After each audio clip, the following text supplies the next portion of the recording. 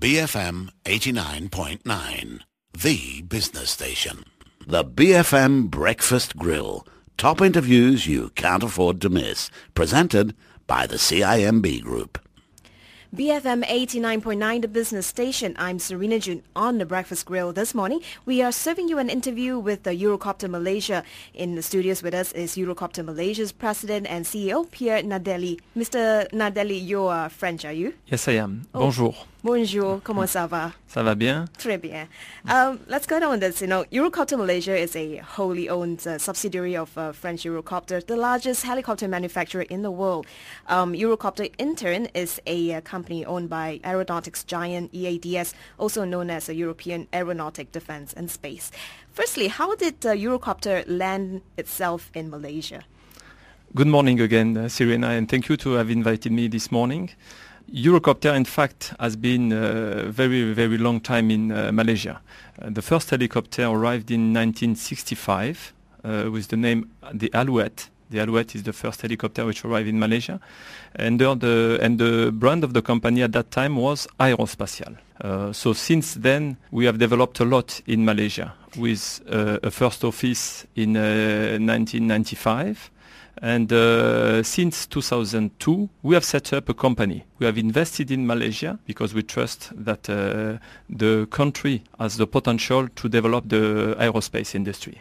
To help our listeners understand Eurocopter Malaysia more, what are Eurocopter's core businesses and activities in Malaysia? Our core business is the 3S, like the automotive. The 3S first is sale helicopter, brand new helicopter or second-hand helicopter. Second is support the customer, to be close to the customer. And third S is services. So we offer all type of services to the customer, training, garage, and a lot of things that they want us to deliver to them. So can you tell us, in terms of helicopters that are sold here, are they mostly for the military or is it more for the civil sector? As everywhere in the world, Eurocopter is the first helicopter manufacturer in the world, and we serve all missions in civil and in military. So in Malaysia it's the same. We have a large customers in civil operations, as well as we serve the military. Who are some of your key customers here in Malaysia or even in the region, if you can tell us? The key customers are in civil, the operator who are serving the oil and gas. So the helicopter provider to this industry, but also corporate customers, private, and some transport. They are doing some transport. Can you name them? Yes. So for the oil and gas, it's Malaysian MHS and other new company who are emerging that we are serving also. On the training, ITNS is a training school in Ipoh, and they are flying with our EC-120. We have also in East Malaysia Hornbill, who is doing transport in Kuching, and Westar who is an important corporate transport private customer. What kind of sales are you doing here in Malaysia? What kind of revenue are you achieving? So since we set up the company in 2002, we are having in average 200 million ringgit revenue per year. Last year we did a little bit more, up to 300. This year also we should have a good revenue on the 300, and we are targeting in 2012 up to 500 million ringgit revenue with the development we are doing here in Malaysia. Half a billion ringgit. Half a billion ringgit. What is your market share like in Malaysia and in this region?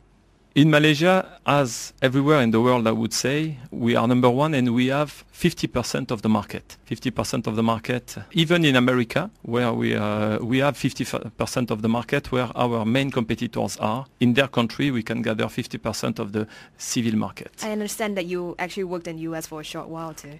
Before coming to Malaysia, I was a chief operating officer in America, and I have a large experience in other countries as well, in China and Middle East and in Europe. Yes.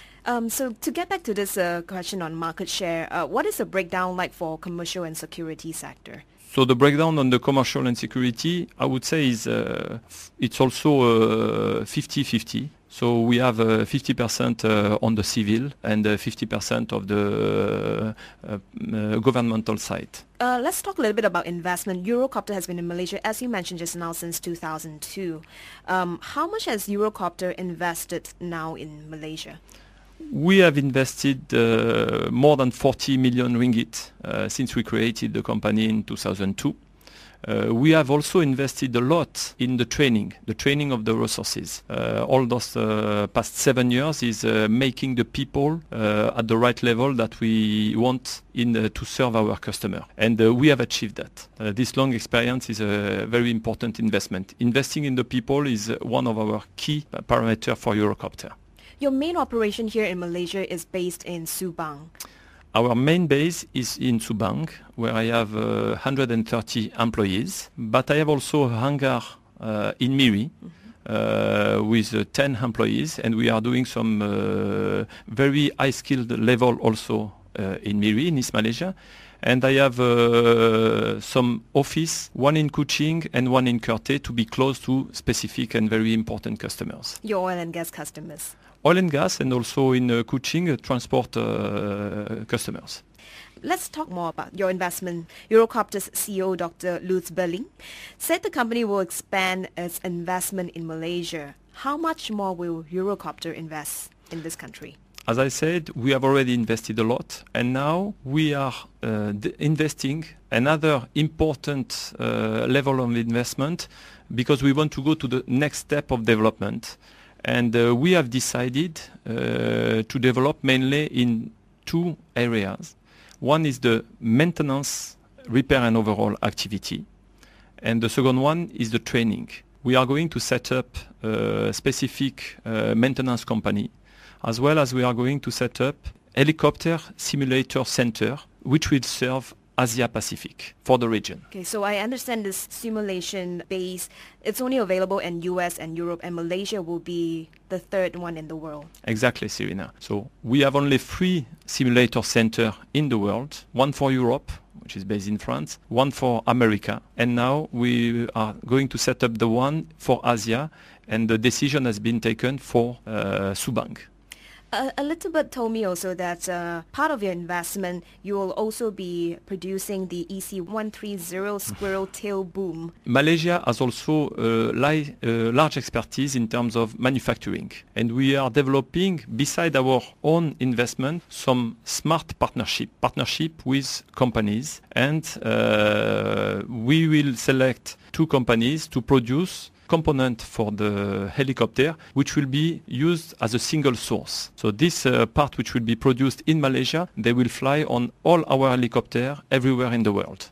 So the total investment in Malaysia, how much is it? I don't think you've mentioned the number yet. I have not mentioned the number yet because the investment we are doing is growing and it will be step by step. So we will largely double the number that we have already done and progressively even more. As you know, the maintenance and repair and overhaul is a heavy investment, as well as the simulation center, and the market will follow us for this investment. But can you give us a ballpark figure, though? I heard that something in the region of 250 million ringgit or so. At the end, eventually it will reach this level.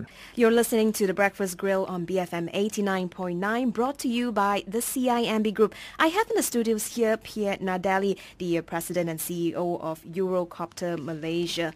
There are plans to turn Malaysia into a regional hub for your operations. What are the exact plans? I think you talked about the investment. Those are part of the plans for the expansion in this region. In fact, I am already working on the region. I told you about Miri facilities. In Miri, I have presently a helicopter which is coming from Australia for heavy maintenance activity. So Malaysian employees that we have trained are working on foreign helicopter, and then they will go back to their country. I've already done some helicopter customization for China, for Europe. And now we want to really put this location as a hub so that we can have the highest expertise in the region in terms of maintenance, repair and overhaul. But why Malaysia? Why not elsewhere? What's the potential do you see in Malaysia? To develop the aerospace industry, you need to have a few things together. The resources, the people is very important. Malaysia is also strategically located in Southeast Asia. It's very well positioned for Asia country in the middle between Europe and the rest of Asia, and the country itself is really well positioned for the helicopter business. You can fly with helicopter, you save a lot of time.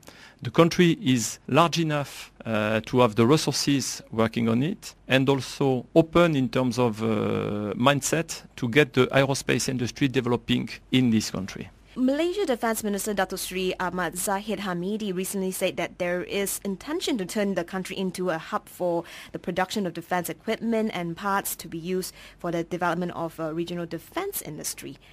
Do you think Malaysia has what it takes for this to happen? Malaysia has all the capacities to develop in the aerospace industry for civil and for military. All investment that Eurocopter will be doing, has been doing and will continue to do in Malaysia is in this perspective, because the people are here, the skillness of the people and the education is here. So we have demonstrated already the capacity to get a good level of people to serve in terms of maintenance and support of the customers for the country, and expanding to the region, it will be a very good and easy things to do. I understand in Malaysia, Eurocopter is mainly focused on civil helicopters. So if Malaysia is turned into a defense hub, how would that actually benefit Eurocopter? We will always have partnership to support any development in this area. The BFM Breakfast Grill was brought to you by the CIMB Group, Southeast Asia's leading universal bank. BFM 89.9, the business station.